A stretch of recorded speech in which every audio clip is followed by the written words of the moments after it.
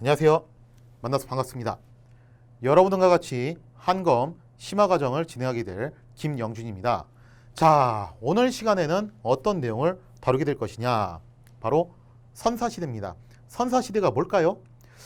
우리가 보통 역사라고 하면은 인류가 문자를 발명을 해서 기록으로 남긴 이후의 시대를 이야기를 해요. 그런데 문자가 만들어지고 사람이 태어난 게 아니죠. 사실 사람이 먼저고 그 다음이 문자가 발명된 거잖아요. 그러면 당연하게도 문자 이전에도 사람들의 문명은 존재를 했었다라는 거예요. 그래서 우리가 그 시대를 뭐라고 얘기를 하냐면은 역사 기록의 이전 시대다라고 얘기를 해가지고 선사시대라고 이야기를 하게 됩니다. 자, 이 선사시대도 좀 구체적인 기준이 있는데요. 한번 차근차근 살펴보도록 하겠습니다. 자, 선사시대 놓고 보면요. 크게 4개 시대로 나눠요. 먼저 첫째 구석기, 두 번째 신석기. 같은 석기인데 옛날 석기, 새로운 석기예요. 자, 같은 석기지만 그 석기를 정지하는 방법에 따라서 구석기와 신석기로 나누게 됩니다. 자, 그리고 청동기, 이제 금속시대로 넘어가죠. 자, 그리고 철기.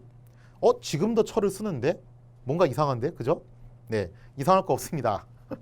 같이 철을 쓰는데 지금보다 상당히 초기 단계 형태의 철을 쓰고 있다 라고 해가지고 초기철기라고 따로 분류를 해서 이 시대를 구분짓고 있습니다. 이렇게 해서 총 4개의 시대로 나뉘어지게 됐는데 하나하나 어떤 시대인지 한번 디테일하게 들어가서 보도록 하겠습니다. 자, 먼저 구석기 시대입니다. 구석기, 옛날 석기라는 거죠. 이 구석기의 가장 큰 특징은 인류가 돌이라는 것을 처음으로 찾아내가지고 도구화시켜서 쓰기 시작했는데 아직은 좀 초보적인 단계였어요. 그래서 이 돌멩이를 거의 그대로 가져다가 뭐 갈거나 정제를 한 거나 그런 게 아니라 집어 던져가지고 혹은 부딪혀가지고 깨트려져서 나온 그 조각을 그대로 활용을 했던 시대입니다. 그래서 이 구석기를 또 다른 말로 뭐라고 얘기를 하냐면은 떼어져 나온 조각을 이용해서 썼다라고 해가지고 뗀석기라고도 부르게 된다는 거죠. 자, 그러면은 이 구석기는 언제부터 시작을 하냐? 여기 보시면은 기원전 70만 년 전이라고 하죠. 여기 보니까 BC라는 단어가 나와 있어요. 아마 앞으로도 종종 보시게 될 단어인데 BC, 영어로 Before Christ라고 합니다. Before Christ가 무슨 뜻이냐면은 예수님이 오시기 전이란 뜻이에요. 뭔가 좀 기독교적인 냄새가 나죠. 맞아요. 서양에서 정한 구분법이에요. 서양에서는 우리가 이제 석이라는 걸 쓰잖아요. 이게 서양식 달력인데 0년을 기준으로 그 이전과 그 이후를 나눕니다. 그래서 0년 이후 우리가 흔히 말하는 석이 몇 년 그 뜻이고 0년 이전에도 인류 역사는 존재를 했었죠. 그 0년 이전을 뭐라고 얘기를 하냐면은 바로 Before Christ, 예수가 오시기 전, 예수가 온 날이 바로 0년이에요. 물론 뭐 실제로는 석이 4년인가 그렇다는데 계산은 좀 잘못했대요. 옛날 분들이. 근데 그렇다고 해서 이제 와가지고 연도를 다 바꿀 수 없으니까 하여튼간에 0년을 그렇게 기준을 잡고 예수가 오시기 전, 그래서 우리는 이제 그거를 0년이 되기 이전이라고 해서 기원전이라고 부릅니다. 정말 까마득하게 옛날이죠. 사실 생각해보면 지금으로부터 2000년을 거슬러 올라가야지 0년이 되는 거고 거기서 다시 또 70만 년을 거슬러 올라가야지 기원전 70만 년 전이 나오는 거죠. 자, 그래서 BC라는 개념 알아두시고요. 자, 구분을 짓자면 크게 3가지로 나눌 수 있습니다. 전기, 한 개의 큰 석기를 여러 개 용도로 썼을 경우 하나 가지고서 다용도예요. 중기, 이제는 하나의 석기가 하나의 용도로 씁니다. 좀 세분화됐죠. 그리고 후기가 되면은 사실 굉장히 디테일한 형태로 좀 많이 바뀌게 돼요. 슬슬 신석기로 넘어가게 되죠. 자, 그리고 이렇게 전기, 중기, 후기 나누는 건요, 그냥 저런 게 있다 정도로만 이해를 해주시면 될 것 같아요. 왜냐면은 한검 시험 문제가 그렇게 지저분하게 안 나오거든요. 이게 만약에 일반 행정직 공무원 시험이거나 혹은 뭐 경찰 공무원 시험이거나 그럴 경우에는 이거 진짜 물어볼 수 있어요. 정말 까다롭게. 하지만 한검에서는 그 정도 난이도까지는 물어보지 않기 때문에 일단 이런 식으로 대략 나눈다더라 정도만 한번 딱 보고서 넘어가 주시면 될 것 같습니다. 항상 시험 공부는 선택과 집중이죠. 여기 있는 거 다 외우시면 좋아요. 물론 전기, 중기, 후기 구분 외우실 수 있는 분들은 외우세요. 그런데 효율성이 그렇게 높지 않을 경우에는 일단 가장 효율성이 높은 것만 골라서 외우는 것이 좀 더 현명한 공부 방법이 될 수 있다는 겁니다. 근데 나는 정말 뇌 용량이 범상치가 않다. 다 외울 수 있다. 하십시오. 그런 분은. 제가 그것까지 말리진 않습니다. 자, 이 구석기 시대의 사회 모습 굉장히 중요한데요. 자, 구석기 시대는요, 아직 인류가 농사를 지을 줄 몰랐어요. 이 유치원 때 배우는 거잖아요. 그죠? 씨를 뿌리고 꽃을 피우고 동요에도 나오는 거. 근데 그거를 옛날 우리 이제 인류의 조상들은 처음에 누가 알았겠어 그걸 갖다 그죠? 잘 모르다 보니까 맨 땅에 헤딩하면서 하는 수밖에 없다라는 거예요. 자, 그래서 일단 주요 산업은 어떻게 할 수밖에 없냐면은 사냥, 채집, 어로를 할 수밖에 없다라는 겁니다. 사냥, 짐승 잡는 거죠. 채집, 좋게 말하면 채집인데 좀 적나라하게 말하면은 땅에 떨어진 거 주워 먹는 거예요. 어로는 물고기 잡이죠. 자, 그러면서 자연에서 그대로 캐치해서 사용하는 방식을 쓰다가 이제 생활도 어떤 식으로 생활할 수밖에 없냐면은 무리 사회, 주로 이제 시족을 중심으로 무리지어서 생활을 하고요. 아직 나라 그런 거 없었던 시절이에요. 자, 그리고 중요한 게 뭐냐면은 바로 이동 생활을 하게 됩니다. 뭐 그럴 수밖에 없는 게 사냥을 해요. 그러면 뭐 예를 들어 가지고 인천에 사는 원시인들이 구석기인들이 사냥을 했어요. 근데 인천에서 먹을 게 다 떨어졌네. 어떻게 합니까? 김포로 이동해요. 김포에서 먹을 거 다 떨어졌네. 일산으로 이동해요. 일산에서 먹을 거 다 떨어졌네 하면은 다시 인천으로 왔을 때 대강 리필이 된다라는 거예요. 이렇게 먹을 것이 떨어지면 새로운 지역으로 끊임없이 이동 생활을 했다라는 겁니다. 자, 그리고 사회는 평등 사회입니다. 왜 평등 사회일 수밖에 없느냐? 중요한 건 그거죠.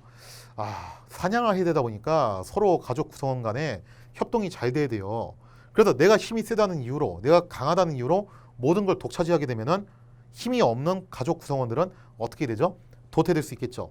그래서 모든 사람들이 평등한 공동체 생활을 할 수밖에 없었다는 겁니다. 자, 주거는요, 당연하게도 어떻게 할 수밖에 없다. 이동 생활을 하니까 뭐 뻔하네요. 그죠? 동굴이나 강가의 막집을 활용합니다. 그래서 참한 동굴을 찾아내서 가가지고 생활을 한다든가, 강가에다가 막집이 뭐냐면 막집에서 막집이에요. 그러니까 동물 가죽들 있죠, 그죠? 그런 거 가지고서 멀기설기 이렇게 텐트처럼 지어서 만드는 것이 바로 막집이라고 볼 수가 있겠습니다.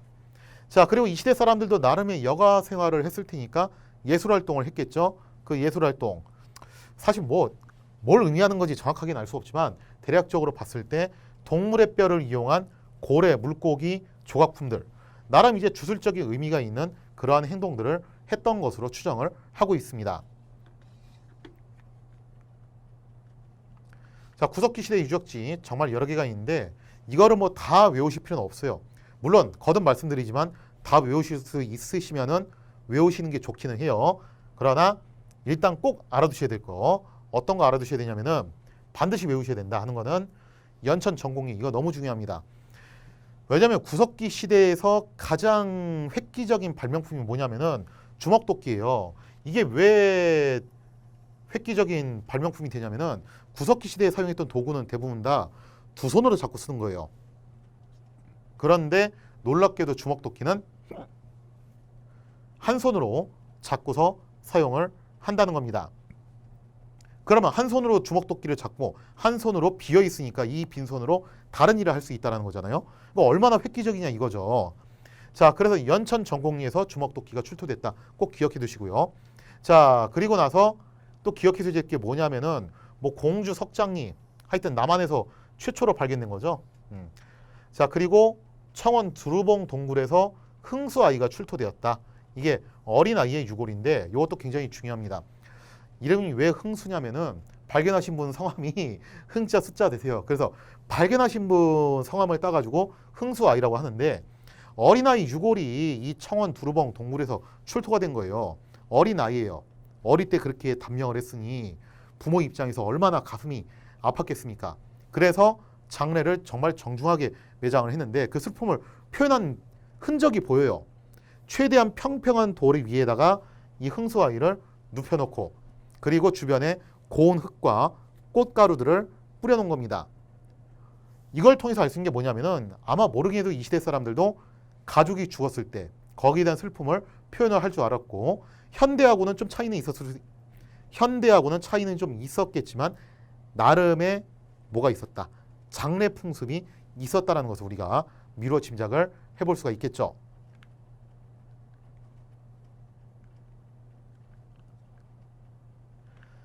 자, 구석기 시대의 도구들 한번 같이 살펴보도록 하겠습니다.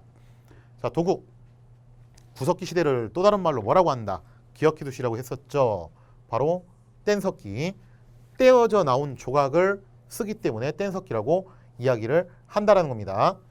자, 이 구석기 시대에 나온 도구들 여러 개가 있는데요. 사실 솔직히 말씀드리면요, 요 세 개 있죠.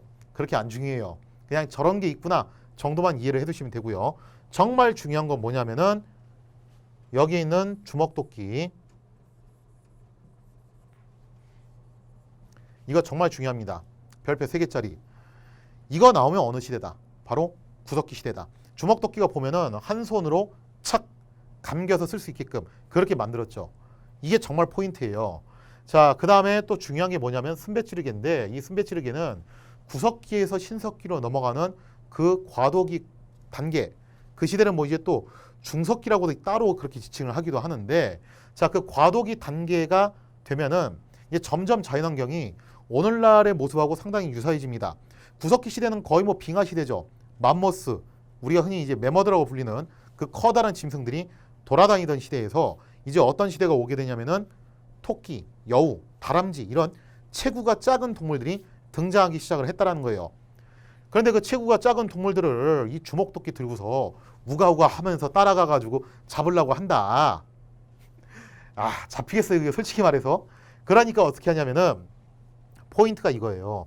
이렇게 이음새가 있는 부분을 만들어 가지고 여기에다가 나무 막대기 같은 걸 연결을 시켜서 뭘로 쓰는 겁니까? 뭐 작살이라든가 창이라든가 이런 식으로 활용을 한다라는 겁니다. 자, 그래서 구석기와 관련된 도구들은 이런 것들이 있다라는 것을 꼭 기억을 해주시면 좋을 것 같습니다.